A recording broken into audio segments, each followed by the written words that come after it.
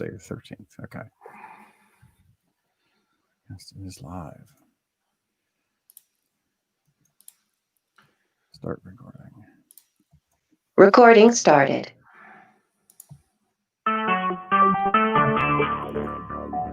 Talk shoe. Recorded live. Good morning, good evening, wherever you may be across the nation or around the world. Once again, you are listening to the VMware Communities Roundtable podcast. This is podcast number 538. My name is Eric Nilsson, and with me today, I have my normal co-host, Matt Lungeth. Today is Wednesday, January 13th, 2021. Matt, welcome to 2021. How you doing? Eric, I'm still around. I'm still here. The Four Horsemen may have made it as far as south as maybe DC, but we're okay. We're doing all right. Better than I deserve to be. A balmy 41 degrees here today in central Pennsylvania. But otherwise, things are doing well. How are you? How are things out there? And what's the color of the bay? Hey, well, we're having an Indian summer here in California for maybe the last 2 days or so. It had been pretty wintry, but in the last few days, it's the sun has popped out of the clouds, dried everything up, and we got blue skies, sunny weather, in the 60s, maybe pop up to 68, maybe 70 if we're lucky. So a little bit of Indian summer won't be the end. So the color of the bay is still a murky green because it's winter and the winds are still around. It's very choppy out in the bay, so it gets cold out in the winter weatherland of the bay. So we'll give it a dark, choppy green going on today. Color of the bay, as always. So on the topic today, or the show today, we have news. And if you haven't been in a cave, you've probably heard the news already, but we are going to talk about the fact that Mr. Pat Gelsinger, our CEO since 2012, has left the building, or will be leaving the building in February. He has decided to resign, which everybody goes, oh my goodness. But the reality is, we'll talk a little bit about it. He is moving on to Intel to run Intel. And as we say, Intel is the dog. And I don't even know if anybody is the tail. I think we're kind of like fleas that ride on the dog, maybe. But anyway, we'll talk about the fact that Pat Gelsinger is going to go over to Intel and run Intel, and he will no longer be our CEO, but he will still be on our board. So that's good. So we'll still have plenty of Pat around helping us with strategy, but he's going over to Intel. We'll talk about that. That's big news for today, which is Wednesday the 13th. Came out this morning, announced it. So we'll talk through that. And I have with us Corey Romero and Tony Foster just to chat and get different people's perspectives of what it's like. So me and Matt will just talk about it, and we'll loop Corey and Tony into the conversation to talk about what it means to them to have Pat Gelsinger move over to Intel. At the same time, we got a little news on VMware World. I don't think it's formally announced yet, but we'll talk about VMware World and what does it mean for 2021. I think they're going to make some announcements around online this year. So we'll talk through what does it mean if we do a VMware World 2021 online. So we could talk about that, which is most likely going to happen. So we'll talk through that. And then, as always, the vExpert apps are happening. And I believe we extended the vExpert apps. So we'll talk to Corey Romero about what that means and the idea of COVID-19 for 2020, the fact that no one actually did anything. So those are the three topics. We'll do a community roundtable today. We'll talk about what's actually happening. Matt, anything else we need to add to that agenda for these conversations? Eric, I think that'll be enough for 3, maybe 4 days worth of content. So let's dive right into it. That's right. Yeah, let's do that. And then next week, before we get started next week, we are going to talk about smart NICs. We have Martin Smith, who wrote a really great blog article on smart NICs. He'll be here next week. And so I'm looking forward to that. And then we got some cool guests lined up for the rest of the quarter. So back in it with 2021. So here we are. Pat Gelsinger. So unless you have been in a cave, Pat Gelsinger did offer his resignation, today, this morning, Wednesday morning. He did, put out a public statement that he will remain on the board of directors. And so I think he's shifting out in mid-February. So February 12th or something like that will be his last day as CEO. They did announce that our CFO, Zane Rowe will be taking on the CEO interim position while they look for a new CEO. So that's also out in the public. And what I've heard is that was the standard operating procedure. So they always have a replacement plan. So in case somebody gets killed in a bus crash or whatever, they have a a transition plan, and Zainro was the transition plan. So there's nothing to be read into the fact that they're making Zane the interim. That is the traditional way that VMware handles a CEO resignation. They let the CFO that's worried about the market and the street and stock price, take ownership. And then, he's as Graham says in chat, he's the designated survivor. Right. So he is. And so he will run this. Now, my take is I'll give you my take first, then we'll go to Matt, then we'll go to Corey, then we'll go to Tony. So my take is that this was probably planned. This was not a sudden, oh my gosh, Pat just got offered the job at Intel and he decided to do this and away he goes. I have a feeling that this has probably been in the discussions because big companies like this, they don't just magically lose CEOs and resign overnight. This was probably a well thought out plan. And if you look at all the PR that's happened, it's very organized. The statements are very organized. The paragraphs are well written and tight and neat, and everybody dropped it all, at 9 a.m. Eastern time when the stock market opens. So this was not a surprise, and there are probably many people that probably had to be aware of this. Now, I have no inside information. Just so you know, I know exactly what you know, which is I've read the press releases. I have no inside information, have not had any conversation with anybody about this. So this is all just pure speculation on my part. My assessment as a community manager and having worked at VMware and other big companies for a long time, this stuff doesn't happen overnight. What say you, Matt? This podcast contains no forward-looking operating statements. That's exactly. Not a thing. What do you think? I would assume. What's your position? What's your reaction? What's your position with regard to Pat and his announcement?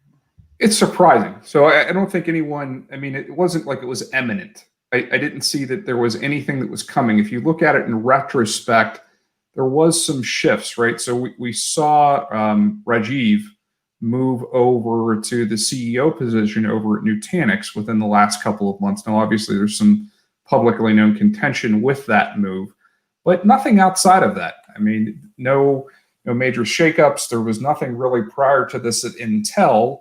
Intel, now with their existing CEO, that had some may have say that is a ongoing 3-year search that this turned into what was an extended tenure there. But a little bit of the first instant take on of it was a little bit surprising. But at the same time, if you look at it from an analysis standpoint, to see him going back there, if I was ever so lucky enough to be on a search board for that position from Intel, who better could you have picked to regain the helm of what some has say a company that's lost their direction, right? Intel is not the market leader that it once was from both a manufacturing and innovation process. You've seen other companies, namely AMD and whatnot, in some instances ARM and where they're going at with RISC now, really start to run the gambit on new products and new offerings and their manufacturing process. So if you're looking at it that it's a lack of engineering direction, if you take the guy that was in charge of the original x86 architecture and you put him back at the helm, what a better move. And I think that what we're seeing right in Intel stock price, which is almost up 10%, it was at one point in high 9s today, and a significant decline in single digits from VMware. The market's sure reacting to it from a gain from Intel. And I think that while I wish Pat the absolute best, that VMware for a while will be at a loss. Yeah. Okay. That's a perspective for sure. I tend to be a little bit more optimistic and a little bit more I don't know, conspiracy theorist. Maybe I'm a tinfoil hat kind of guy, right, at heart, which is that if you were planning this, and there has been conversation already public around VMware spinning off from Dell, right? And if you look at everything that we're going to do in 2021 is probably revolving around the fact that VMware is going to spin off. One of the questions I've had is, are we going to get spin off and then be acquired by like Amazon or some other big cloud provider? And if we were, what would happen to Pat, right? A lot of times when you get acquired, you're no longer CEO, you're more like a division of an acquisition, right? And so there's always been a question for me as this played out, what would happen to executive leadership if in fact we spun out and got acquired, right? Or some other aspect like that. So there is some fluidity when you're talking about, going public again or getting spun out, to what happens to the executives. And if you have a guy like Pat, where would you like Pat? If you're Michael Dell, where would you like Pat? Would you like Pat working over at AWS Cloud, services, helping VMware or whoever acquires us or whatever happens with that? Do you want Pat there? Or would you like Pat over at Intel? Which, gosh, does Dell rely on Intel? Let me think. Yeah, I think they do, right? Like Dell is like Dell is the dog, and everybody else that sorry, not Dell. Intel is the dog, and everybody else is like the tail or the flea or things that are riding on the dog, right? Like, and from my perspective, that's what I would say is like Intel is the dog, and if Intel dies, VMware dies, right? And so does a lot of the rest of the IT world, right? And so that threat of, Intel losing to ARM, Intel not being competitive is a problem for guys like Michael Dell. So let's take my number one executive and go put him over at Intel. So absolutely. So the comments that I said there from Intel's perspective, let's put that in a, let's step back for a minute. Intel's market cap is still unbelievably large. They're billions and billions of dollars in sales and market penetration. Now, have we seen some innovation from competitors? Sure, but Intel's not going anywhere. And there was some initial commentary out there that's been made very public, to your points, that if you wanted to be in a position where if the imminent VMware spinoff does happen, which many saying will be in 21 once the market starts to realign here, that Intel would be in a fabulous place to make that acquisition. So time will tell. Yes, exactly. And that's another thing. I don't know who might acquire us or might not, or whether we go public and just spin out totally. But if you have your ex-CEO who is also on your board, is still going to be on your board, and he's now CEO of Intel, isn't it nice to have the CEO of Intel on your board of directors, right? Yes, right. There's certain alignments there. And Pat, I think it's one of the things to be said is if you look back from where Pat joined the company in September of 2012, right? So walks on stage day one at keynote and gets rid of VTAX, and everyone, throws up their hands and rejoices and says, the company's back on track. But prior to that, no really CEO experience, and then just this incredible 8-year run of M&As.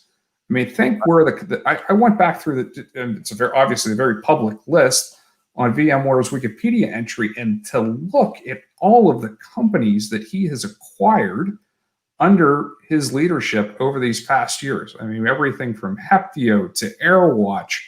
I mean, it's absolutely incredible. So there is that now running experience, if you say, of the executive leadership of how do you negotiate from one side or the other of what's going to be involved with these M&As.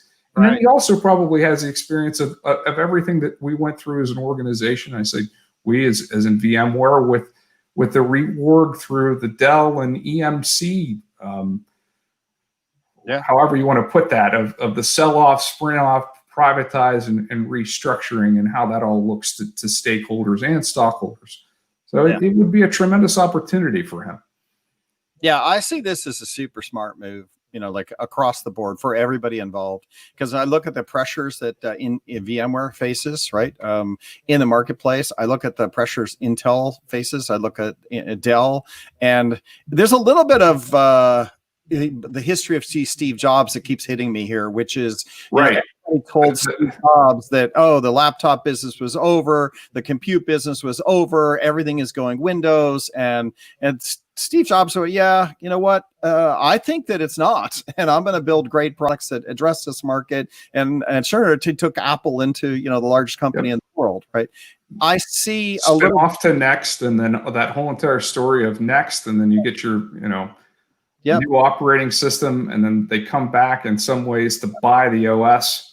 And then we're off to the races into a company that now has the largest cap of any company in the history of the world. Right. And Jobs did not cower and just listen to everybody going, oh, it's over. There nothing can be done. Right. And I look at x86 and Intel, right? It's still a monster. And all you need is somebody there that understands that and understands how to move forward and capitalize everything. And away you go, right? We'll look back and go, wait, there was no threat, and when Pat Gelsinger took over VMware, we were at a low. Paul Maritz didn't understand that what we had was super valuable. He was always trying to transition. Paul Maritz was trying to transition to cloud services, and we bought a couple, the Office company and the PowerPoint company. Zimbra. Yeah, Zimbra and a bunch of this weird stuff, right? And as a marketing exec, we weren't actually allowed to mention virtualization anymore. We were told directly from Paul Maritz that you may not use the term virtualization, right? Like for marketing for 3 years during Paul Maritz, we weren't allowed to say virtualization. We were supposed to say cloud and cloud solutions, right? And I'm like, Pat came in and overnight, he was just like, no, of course, no. We're going to take this data center business and virtualization business. We're doubling down on it, and we're going to win the market share based on. And then we created SDDC and network and storage. And he went, no, we're not doing cloud. We're doing this. And man, was he right? And I see Intel in that same space, right? All you got to do is get back to your fundamentals, your basics, and then kill it, right? Build better CPUs. This market wants you to do well. So, yeah, that's my take there. They obviously have the skills, right? It's just they haven't transitioned to that shift of now where we're at these specialized architectures that I'm sure that Tony can dive into that NVIDIA has really started to pull off, and other ones where you have GPU specific workloads for AI and machine learning and new platforms that are coming out and being developed. Obviously, AWS and GCP have put a tremendous amount of effort and time and research and development into that. But Intel, as a chip manufacturer, is lagging behind, I think, in my opinion, for those next generation workloads. Obviously, they're doing x86 and x64 very, very well. But as the market has now started to shift to these specialized advanced workloads, other players in the market have now started to come in. And it's just, I mean, if you take that Apple analogy, so one of the things, just as an aside, I saw that Apple did $18 billion in their market cap just for AirPods. Right. Just in AirPods. That's more than 4 times the amount, I think, for Visa. So it's that idea that once you find that niche, to hold on with it and run with it. And some of these other competitors are really starting to see that, and Intel hasn't cut up. Yeah. Tony Foster, I know you've been nodding, and you bring a vGPU and NVIDIA and that whole side of the house. What's your impression of today's announcement? So I think it's super exciting for a lot of folks. I think it's exciting for the virtualization industry. Opens up a lot of possibilities. It'll be interesting to see who the actual new CEO is going to be. It also creates a lot of vibrance for Intel. Because I know a lot of people. How about it's a shot in the arm? I mean, Intel has not been getting good press lately. I mean, they really haven't. They haven't been. No, I 100% agree. And I think there are a lot of diehard Intel folks out there who are like, we want to support Intel. We want these chips and stuff, but we just have better options and stuff from these other vendors. Intel, get it together, and I think this could really accelerate that. And I think we could see some very interesting things in the virtualization realm with Intel, going back to Eric's point of Pat still sitting on the board for VMware. So, Yeah, absolutely. Corey Romero, have you watched any of the social chatter? What do people think, in the land of our V community? I saw the email this morning, and I was a little shocked, right? But it is the beginning of the year, so things are expected to change, right? After having Pat with us for 8 years, I think we get comfortable, right? Just like we did with Diane Green, we were comfortable, and then Paul Moritz came in, and we became comfortable. Bringing up Paul Moritz, point that you made that all these companies were purchased, it never made any sense, right? Where Pat, it truly made sense. I felt comfortable in a room with Pat, right? I met and had conversations with Pat several times. He's a very, very easy person to talk with and to deal with. He's just an all-around great guy. And so, losing him, it's kind of like, I'm bummed, right? I'm really, really sad, right? So I started to read a little bit of the news this morning. Read his mail, read Chris's mail, read a little bit on Twitter. Still need to go back and read more on Twitter. But yeah, it's a little bit bummed. Yeah. Yeah, I think the people that I'm listening to, the people who are reaching out to me, seem bummed, right? There is a disconnect between the strategy, vision that's then the good news from the strategy perspective, which is healthy for all of us from an ecosystem, and then just the depression that goes with, man, he was a great community guy, right? He showed up to every vExpert party, he shook hands, he took pictures, he was generous with his time, he was just generous with everybody, and it's kind of like, I feel like I lost my Sophie girlfriend. She's going to go date somebody else now. And, it's okay, because I know we really weren't get along that well, but or maybe I should do that. What's that movie where he's in prison? Oh gosh, can't remember the movie, but he's in the prison yard, and I guess some birds were not meant to be caged. Oh yeah. Shawshank Redemption. Yes. A little bit of a Shawshank Redemption here, where Andy's escaped, right? So Pat Gelsinger's escaped, and I'm sitting around sweeping up, and I'm going like, there's a bit of me that feels like you're happy to see the bird fly, and somebody with that bright of feathers should be free. And go do their thing. I'm happy for that, but at the same time, my area just gets a little less, a little more drab. That's the quote in that movie, something like that. Matt, you were going to say something. Well, I think we're all looking at a little bit of our own Zontante Mayo, right? Isn't that the name of where they go in the Mexico at the end of the movie?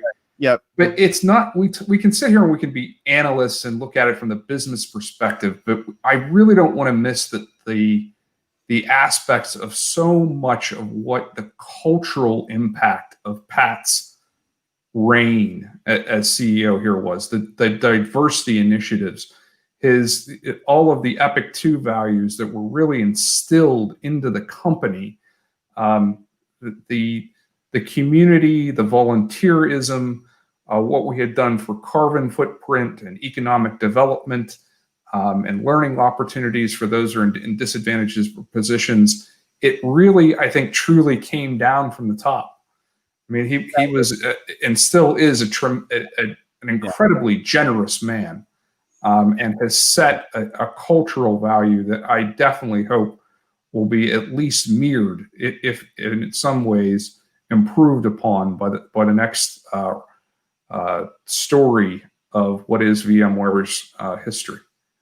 Yeah, he definitely brought that. I mean, I know when we first got him on board. I think the culture at VMware was kind of almost the direct opposite. We were run by some Microsoft people, and Paul Moritz was a great guy, but a lot of people that came in during that time were like from CA, Computer Associates, and we had what I would call the less stellar, moral candidates come in, and they're nice people and everything, but they did not have super high moral values. And I remember Pat Gelsinger came in and had a book that he had published called "The Morality of the Corporate Environment." It wasn't that title, but it was something along those lines. And they were like, half the people were like, "Oh my God, we can't. This guy's, how could he look at business this way?" Right? There was a lot of people that actually quit because of that his vision of moral company, right? And balancing your family, faith, right. and work. Right. And then he also did a revised copy of that. It was called the Juggling Act, bringing balance to your faith, family, and work. Right. In 2003 and 2008 that were put out. And he came in and sat with the executives at the time and gave him a little lecture. Right. Said, look, this is how I want to run the company. Right. And it's not just strategic decisions. It's also how we behave and how we do things together. And so that was cool. But that's kind of like a sad topic. I want to stay on the why it's good for VMware, why it's good for our careers, which for me, I think is what it's about. Right. Which is x86. Last time I checked, we all make our living on x86 gear.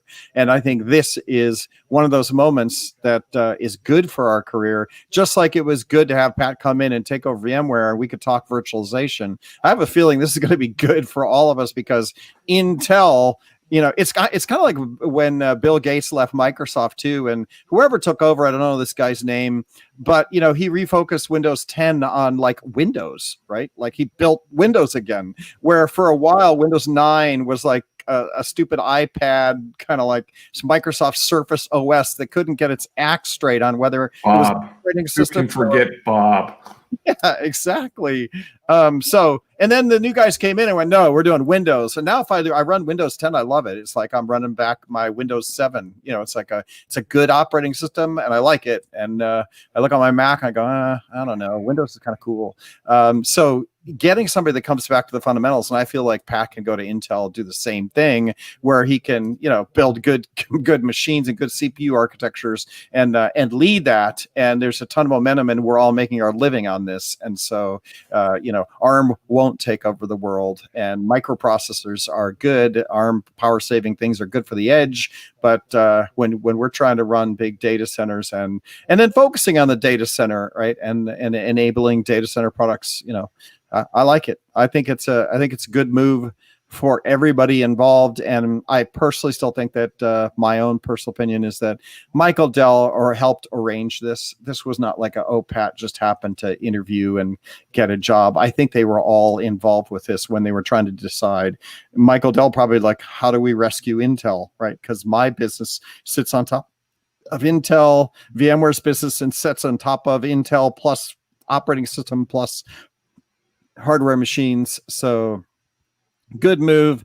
And then the question is, what's going to happen to VMware, right? Like where does VMware go? Do we IPO? Do we get acquired? I've always felt like, just like IBM bought Red Hat, right? Like one of the big cloud people is going to end up with VMware, right?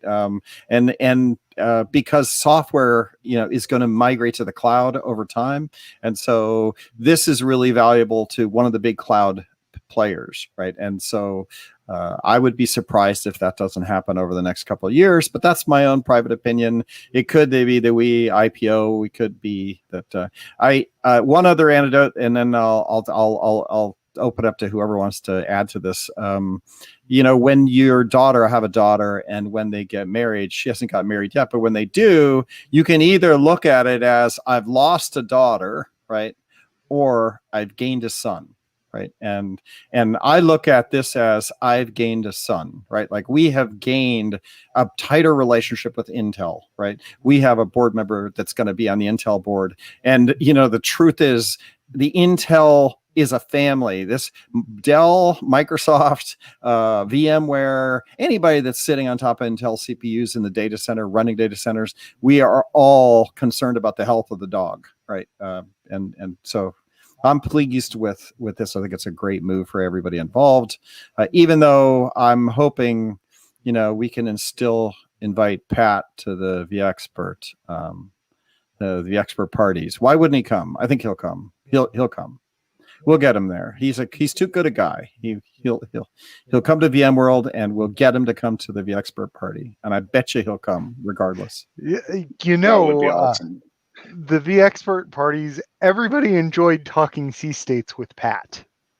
That's one of my fondest memories of Pat, is being at the VExpert party and having discussions on C states and virtualization. So yes. Yeah, absolutely. Yeah.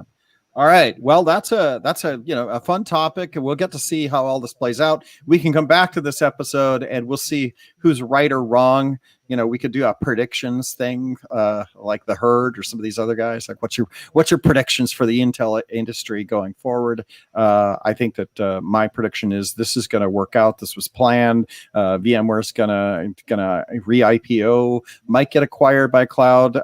Graham thinks cloud purchase is a bad idea. I could argue that you're right. I wouldn't say that having a cloud vendor bias is a good idea. We might be independent. We might be bought by Intel. We could be bought by anybody. But all these big guys, Michael, Dell, they all have compounds in Hawaii, right? You got to remember that all these guys have big houses in the Hawaiian Islands, and they're all next to each other. And I have a feeling they all have, gatherings and parties over there, sitting around in their Hawaiian Islands, having conversations of what big chess moves they're going to do, in the marketplace, right? So, what's the name for Japanese karitsus? I think it's called, where you're in a karitsu, which is a corporate buying, organization where you're going to market. And if you look at us, we go to market to win deals. We don't go, by ourselves, right? How many deals do we go where it's just us? Maybe 25%, but most of our business, I think 80% of our business is from the partner ecosystem, and they're going in and they're selling an x86 CPU. They're selling a case that it comes in with a Dell label on it or an HP label on it. And then they're selling an operating system, and then they're selling a virtualization hypervisor layer on top of that, and then management layer. And that deal goes in as a karitsu. Everybody, Dell, Intel, ourselves, all go in as a deal that gets sold as a solution. And so I don't see anything happening different. And I think this tightens our relationship with Intel as a whole. Any final words before we move to VMworld? I think a couple of things. One, with any manufacturing process, it might take a while to right the ship at Intel.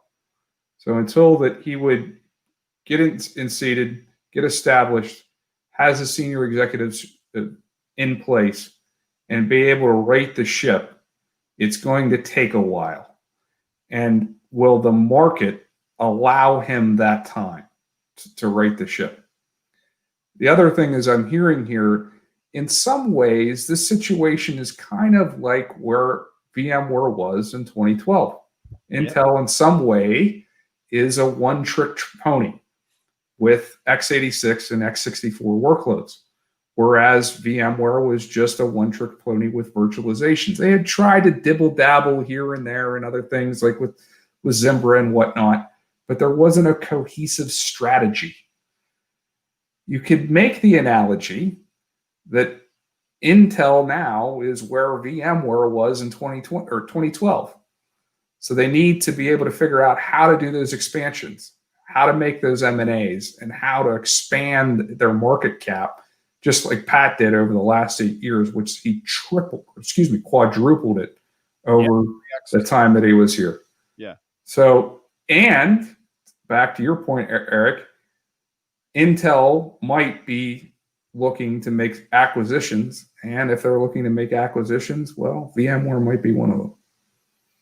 Yeah, absolutely. That very well could be. That's kind of like the obvious that nobody really pays attention to, right? Because we're like, oh, Pat's leaving. We're so focused on that, but it's like, or he could just be buying us, and he sits on our board, and he's got enough money to buy like 15 of us without even hiccuping, right? Like their quarterly profit could buy VMware, right? Like they're just that big, right? So I don't know what their cash reserves are, but I'm sure that they could work it out with some type of stock swap or whatnot, and the market would rejoice. Yeah, and I don't think we'll see how that all plays out. So it's our prediction.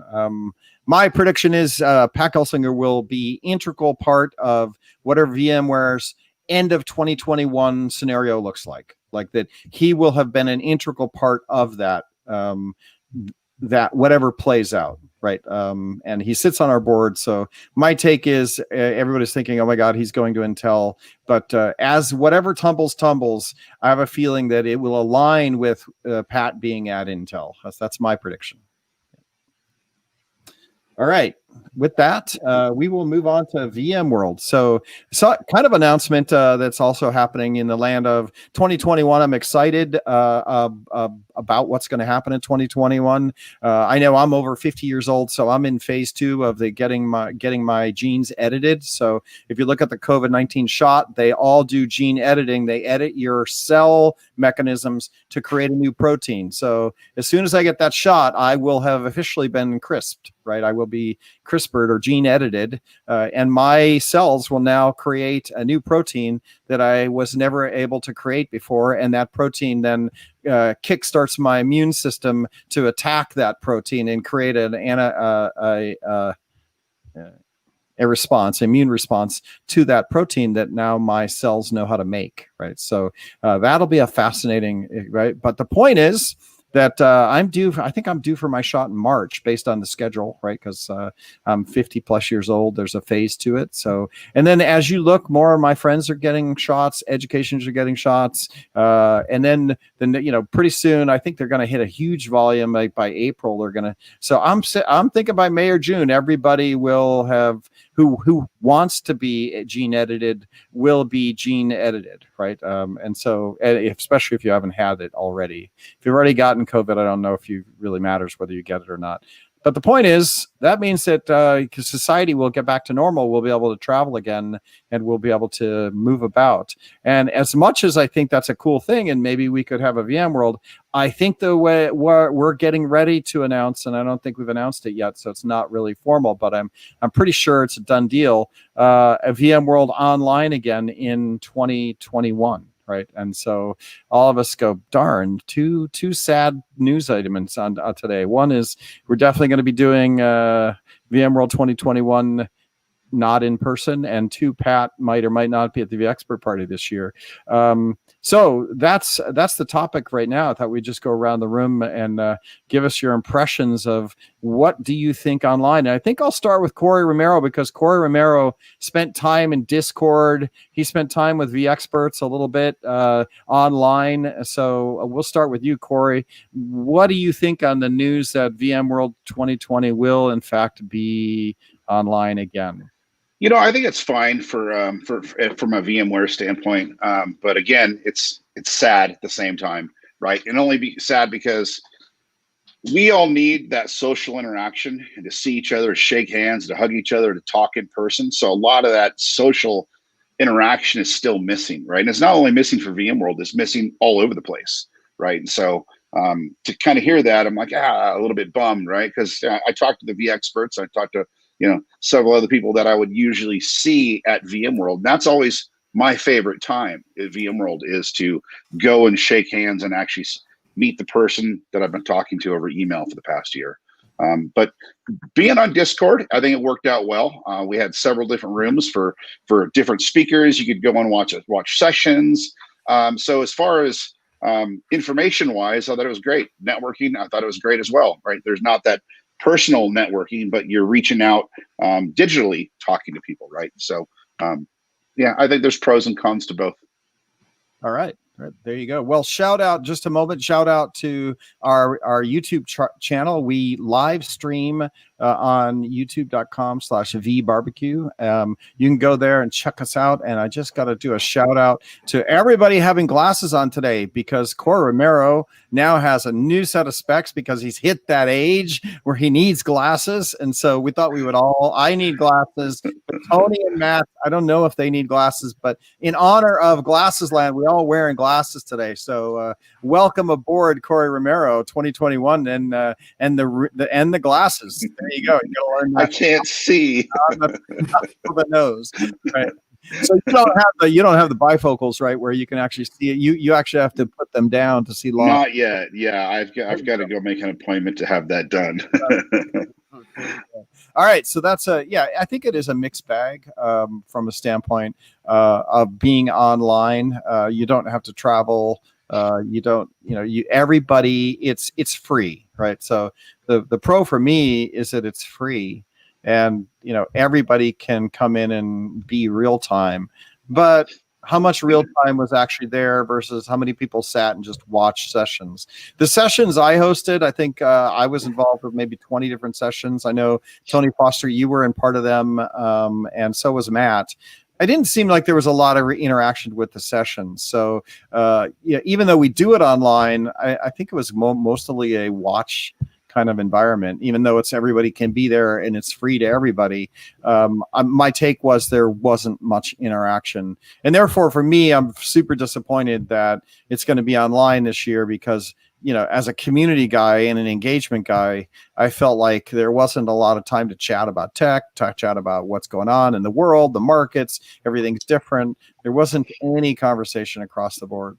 I guess we'll go to Tony and then we'll loop back to Matt. So Tony, your impressions. So I think it's the right thing to do, and I'm going to shout out to Colin on the YouTube channel. I think it's the right thing to do, and as Colin says, it's also sort of a bummer because, yes, there are people I only get to see once a year at VM World, and while it's great to be able to see them via a webcam or whatever, it's not the same as in person. And to what you said, Eric, I don't get to sit there and talk shop and find out all these new things that people are working on. And there's not that, frankly, hallway chatter. I bump into somebody in the hallway heading to a session and get to hear XYZ. I know for the session I did, it was pre-recorded, so I don't get to have those conversations before and after with audience members about what's being discussed in the session. And so it just really leaves a strong desire there to be able to return to in-session. But again, I think it's the right call to make to keep everyone safe and not have a major PR issue on our hands 2 weeks later. Yeah, I guess. Yep, I got that. You have valid points. Yeah, Matt. It stinks. I mean, let's just face it. Let's call it a spade. Right. It stinks. Yeah. Everybody wants to be back together. We're a tremendous technical community, and we're even so much better so when it's in person. We have these ideas and thoughts to share. But I absolutely agree. It's just the right decision to make. Absolutely. You never want to be in a situation where even one person out of the thousands upon thousands that attend an event like this could possibly be infected. So that there is a tremendous amount of responsibility from a corporate and personal perspective that needs to be accounted for in any of these events. And as I'm sure as we transition through this year, and even on smaller things like VMUG events and whatnot, there's going to be a lot of thought and effort put into this. Now, along those lines, right? I think about last year and like why there wasn't that interaction and why this was sort of, we didn't see the type of give and take that we would have thought that would have been there. Well, it was last minute, right? Well, not so much so last minute, but there was the chain of events, right? There was the whole entire, AWS is canceled, and then Ignite isn't going to happen, and then, is it going to be VMware or not? And then it was the pivot to this. Well, now we have the whole entire year. So if it's going to be held at the same time, we have the whole entire year to plan, to be better, to bring out better platforms, to bring out, incredible innovation and new speakers and different formats and whatnot. So we know what it is to be expected. And then on top of all of that, this is a new age of inclusion about not necessarily being for only those that, for whether it's a personal or corporate enablement to attend these events in person. But we also have to keep in mind that what can we do to level the playing field to allow anyone with even an internet connection to go and experience these events. So there's something to be said for that. But again, just like I had said about what my initial impression was when I heard the news with Pat, when I hear this news, man, I really miss everyone. I really do. There's been so many interactions I've had through this past year where I just really can't wait to get back to events where we get to see everyone. Yeah. I think it sinks. I think that's exactly right. Now, interesting. I think the new model projection here is that we're going to see a different work environment come out of this as we do get our, and the work environment's going to work like this. You're going to work from home X number of days or a lot of days, weeks at a time, but then we're going to have events that you go to connect with people, right? So Pat and VMware has talked a little bit about this, that the corporate headquarters will become more of like an event space that you go for scheduled activities where you're going to engage with people, see speakers, do things, and that will use our properties to be more of these kind of event connecting times, right? So that then you don't have to spend your time commuting. You can work at your home if you want, but then we have fun, cool things to go do that creates that interaction style. And so I think VMworld will be important as one of these things, right? That we do work from home a month at a time, but then I think we'll spend more intentional time and more intentional budget going to things like VMworld or VMUGs or other places that get you out of your office sometimes, every other week or two.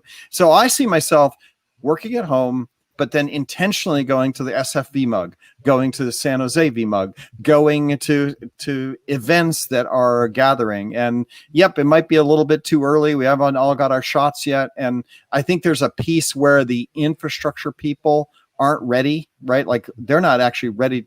Airlines, everything is running in mothball mode right now. They've mothballed hotels, they've mothballed, and there's going to be some amount of time to get that system turned back on, out of mothball, right? And so when this clears, there's going to be the equivalent of the run on the banks for hotels, airlines, large event spaces like we've never seen. Right. Concert venues. It's going to be right. I think something else. I think the events team recognize that the health of our travelers will probably be ready, but the infrastructure for travelers and events will not be able to come out of mothball or whatever we want to call it. What do you put you to sleep when you're traveling? When you're flying through space, the hibernation. I guess I think the infrastructure is going to take 6 months to come out of hibernation, right? Cruise lines, airlines, hotel, have been living with, skeleton staffs, skeleton everything, laid off. A lot of people laid off, living on government subsidies while they make do, because they're not in jobs right now because everything is shut down. And I don't think the timing worked to have a VMworld. That would be my guess, right? That's a total guess. But I think there's just going to be some time to get everything turned on. And I hope it does boom for all the people that have had to suffer, in those industries that have had to go in stasis while they, while we get a vaccine out.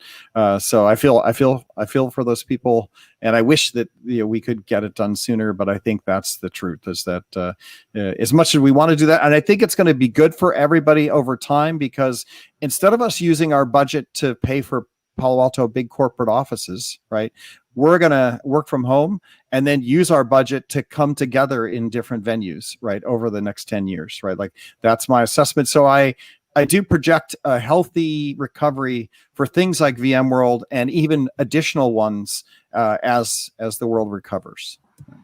So That's the silver lining to this whole thing, is that I think it will actually be more activity to meet in person as we move forward, as we work from home for some amount of our time, and then we go engage regularly, and that we won't go to offices sitting using budget to pay for AC and heat in those corporate offices. We'll use that budget for travel to get out and engage with people.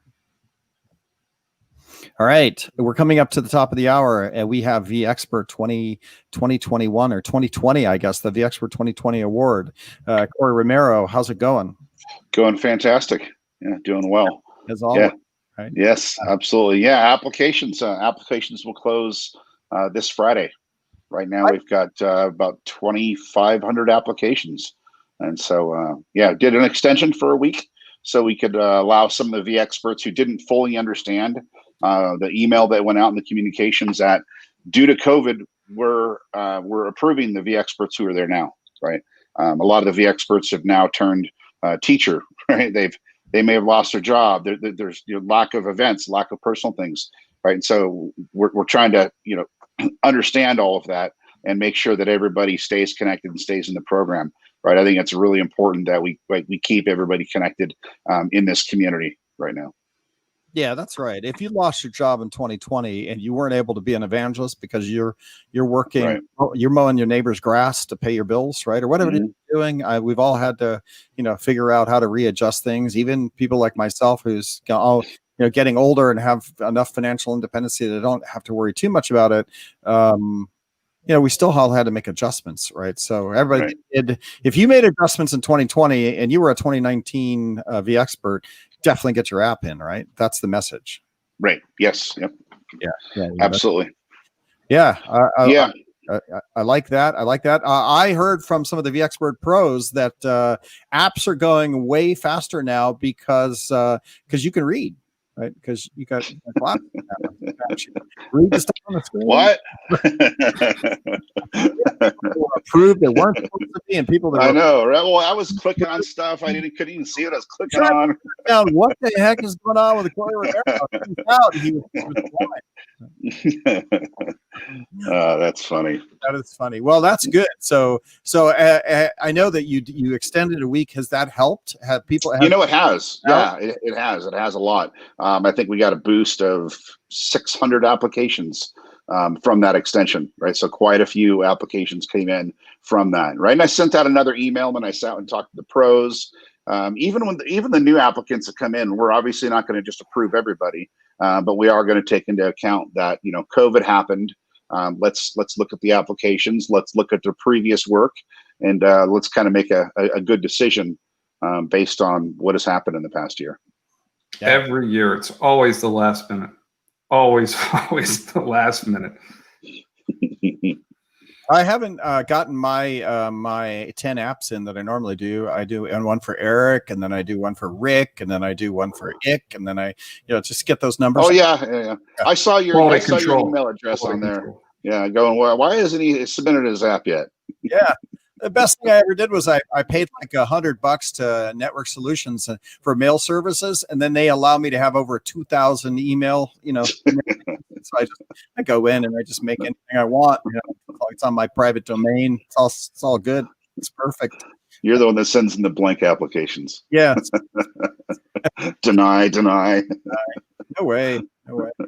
Well, that's good. Looking forward to that. I am really excited about 2021. I think there's a lot. I think this is just the beginning of getting shots. I mean, shots are really, it's already mid-January.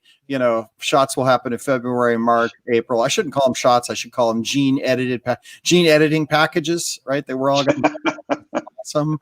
And then we're all going to get gene edited. Somebody at the command line of life with VI. Yeah, it's a VI edit. Right. About it. Looking forward to that. Excited about that. Even excited about Pat and Intel. I am a giant x86. I got x86s all through my garage. I run x86s since I graduated college from the 288 and the 8086. 8086 was 4.7 megahertz in the days when they came out with it, and I have lived the dream through all the x86 releases. And so, like having Pat over there to take care of the x86 baby is like, hey, that's just, I'm all in. Go, Pat, go, give us a x86, they went to Pentium. Now we can't call them the numbers, but we should have some big giant number put on a t-shirt, right? 80, 10 billion, right? Happy about that. 4.77 megahertz. That sounds right. I know that. Then the 286 came out and it jumped up to like 6 megahertz or something like that. And then they just went on a tear where they started doubling every other year, right? As more predicted. Who was Moore? Does any of you know like what the history of Moore was? Who was this guy Moore? Where did Andy Moore? Andy Moore. Yeah, where did he work? Intel. Intel, baby. Damn right. The whole rule is built on Intel. We got to protect Intel. Intel is everything. So there you go. Okay, so while we're talking about it, what's Moore's law? It doubles every 2 years. So it gets smaller every 2 years. Silicon will get smaller every 2 years. Therefore, you can increase the capacity on the same space every 2 years. That, I think, is what it is. Right? It's the silicon will decrease in size every 2 years, which means the density of transistors will increase every 2 years. Therefore, the power of the same package will double every 2 years. Yeah, Graham says it. The number of transistors will double every 2 years. That's Moore's law. And therefore, computing has doubled every 2 years. Which, if you found a quarter on the ground and you could double it every day or whatever, how long would it take before you were a billionaire? Like, 3 months or something like that. So doubling is really a powerful concept. Happens, right? So with that, we're at the top of the hour. Corey Romero, Tony Foster, Matt Lungeth, even Graham. Yeah. Thanks for being here. Looking forward to the new year. We'll be back again next week with Smart NICs. I'm excited about that. Then we're going to do networking. We're going to do some more networking between Smart NICs and more networking and a networking launch that's coming up again. Lots of cool tech to talk about. vExperts, can't wait for those awards to go out. Everybody get gene edited. Call your doctor and figure out when your appointment's going to be. And by my birthday, May 1st, we will be all edited. So vBarbecue report real quick, Eric. Oh, yeah. Yeah. So going to be doing some salmon steaks tonight on the grill. It's 65 and wonderfully sunny here in Kansas. So tonight's a good night to do some barbecuing. All right. I got a barbecue story as well. So over Christmas, I don't know if this was a good idea or not, but we got these little mini camp stoves. They're like a single, 10-inch by 10-inch square. They're a single camp stove, and they have a space you can dial in a propane. You can screw in a propane canister, like in them. They're very standard. You can get them on Amazon for like $37. And we got 2 of those, right? And then you can buy Korean barbecue plates. Right, they're like curved. If you've ever been to Japanese or Korean barbecue, you have those, and we set those up on our tables in our family room. Right, got a big table and set them up and lit those babies up, and then we got bulgogi, kimchi, and a bunch of Japanese meats. Right, and we did in-house Japanese really barbecue, but it's kind of Korean and Japanese barbecue, which was fantastic. Right. And on the warning labels, it says, do not use these propane things inside because, you're obviously, but that's, we had plenty of airflow, and I've read articles that you can run them in a minivan as long as you crack the window. You don't need as much airflow with these little guys as you think you do. So we had indoor Korean barbecue smoking up the house. Really, really fun. I would highly recommend everybody go get yourself a $30 barbecue unit with and then buy the Korean barbecue plate that goes on top. It's like $16 on Amazon. Both of these, they deliver them overnight, and you can then buy meats and just put them on the little barbecue, and it's as good as just going to a Japanese or Korean barbecue. It was fantastic. As a service. Yeah. There you go. There you go. As a service. Very cool. Very fun. I'll give a barbecue update real quick. All right. So Christmas Eve, I smoked a brisket but the motor that actually pulls the pellets into the little fire pot would spike, drop. So literally, I was up for 20 something hours, like wrapping tin foil around this thing because it's 4 degrees outside, can't keep a temperature. So anyways, my Traeger right now is out in the backyard in pieces, replacing the motor, replacing the new fire pot. But last week I did go to California and I picked up 10 tri-tips. These are the best tri-tips I've ever had in my life. Next time I go, I'll probably pick up 20. So that's my barbecue update. You heard it here. If you want some barbecue tri-tip, just send Corey Romero, cromero@vmware.com. Here's the mail, and he'll put you on the list. And Hey, that happens to be the PayPal address as well. So just $50 per tri-tip. just send him mail and inquire about that. International shipments, Corey? Is that it? No. Corey, does that 50 I've done shipping? that before. No. You're one of the thousands of people that I'm not even going to cook it for 50. You're one of the thousands of people that listen to the end of this report. You get a piece of beef barbecue from Corey Romero, cromero@vmware. Send him. He loves it. He loves to give out my email address, I swear. All right. That's it, guys. Thanks, guys. That's enough for the report. We'll see you again next week. Welcome to 2021. It's going to be exciting. Talk to you later.